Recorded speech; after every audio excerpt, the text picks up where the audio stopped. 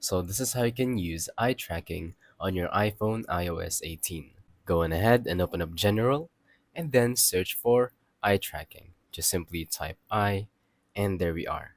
Tap on this one, the second one, and here we are. So tap on eye tracking, make sure that it's on, and it's going to give you a quiz.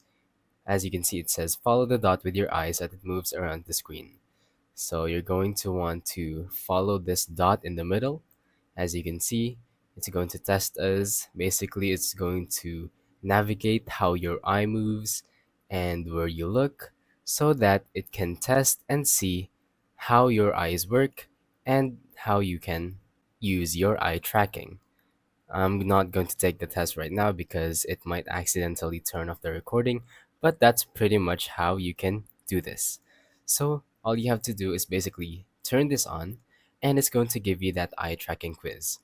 Now, after you're done with that, it's pretty much it. All you have to do is just go back to your normal day and then use your phone as usual, but this time by using your eyes. So you can, for example, look at the Steam app.